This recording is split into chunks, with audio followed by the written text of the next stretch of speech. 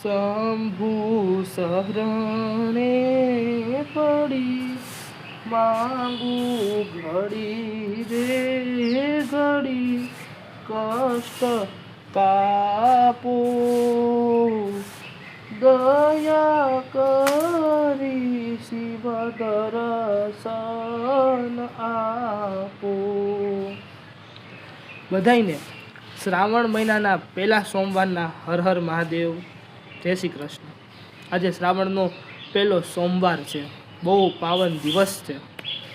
મેં કીધું તું એમ કે આ શ્રાવણ મહિનામાં બધાઈને ઘરે બેઠા 12 જ્યોતિર્લિંગના દર્શન કરાવીશ, તો આજથી પાવન કાર્ય ચાલુ કર્યું। વાર છે સોમવાર, શ્રાવણ મહિનાનો પહેલો સોમવાર, ઉત્તમમાં ઉત્તમ દિવસ। તો આજ પહેલો દિવસ છે તો પહેલાં જ્યોતિર્લિંગની જ વાત થાય। સોમનાથ મહાદેવ સૌરાષ્ટ્રના પ્રભાસ પાટણમાં વેરાવળથી માત્ર 10 કિલોમીટર દૂર શ્રી સોમનાથ મહાદેવનું મંદિર।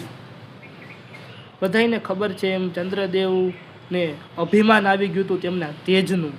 બધાઈને બહુ હેરાન કરતા, દેવતાઓને ખૂબ એટલે ખૂબ હેરાન કર્યા છે ચંદ્રદેવે। દેવતાઓ મહાદેવજી પાસે ગયા, મહાદેવજીને વાત કરી કે ચંદ્રદેવ તો અભિમાની થઈ ગયા। મહાદેવજી કે ભલે હવે એનું અભિમાનું તોડીશ। ક્ષય રોગ આપી દીધો સીધો ચંદ્રદેવને, તેજ જતું રહ્યું।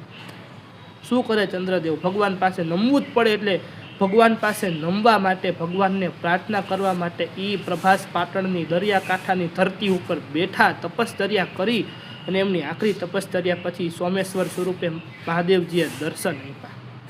મહાદેવજી કે શ્રાપ આખો હું પાછો ન લઉં, 15 દિવસ તેજ વધશે અને 15 દિવસ તેજ ઘટશે। જે 15 દિવસ તેજ વધશે ને પૂર્ણ તેજ સ્વરૂપે તમે બિરાજશો આકાશમાં, એને પૂનમ કહેવાશે। અને જે 15 દિવસ તમારું તેજ ઘટશે ને જે દિવસે તમે આકાશમાં સાવ નહીં દેખાવી દિવસને અમાસ કહેવાશે। ત્યારથી તિથિઓનો પ્રારંભ થયો। પૂનમે આખો ચંદ્ર હોય અને અમાસે જરાય ન હોય। ચંદ્રદેવ કે ભલે પ્રભુ જેમ તમે કહો એમ, ને તે દિવસથી તે જગ્યાએ સોમેશ્વર મહાલિંગ તરીકે બેઠા સોમનાથ મહાદેવ। મોહમ્મદ ગજનીએ ઓછામાં ઓછા 15 થી 17 વાર તોડેલા આ મંદિર આજે અડીખમ છે। સરદાર વલ્લભભાઈ પટેલના નેતૃત્વ નીચે આ મંદિર છેલ્લી વાર બન્યું છે અને હાલની તકે સ્વર્ણનું સોમનાથ છે। આનો આપણને એક જ સાર મળે છે કે અભિમાન ન કરવું, ભગવાનને ભોગવવું પડે છે। ચંદ્રદેવ ભગવાન જ હતા ને, એને ભોગવવું પડ્યું, આપણે તો એક પામર મનુષ્ય છે। દરેક જ્યોતિર્લિંગનો એક સાર આપણે લગતો હોય જ છે, આપણે સમજી તો સારું। હર હર મહાદેવ, જય શ્રી કૃષ્ણ।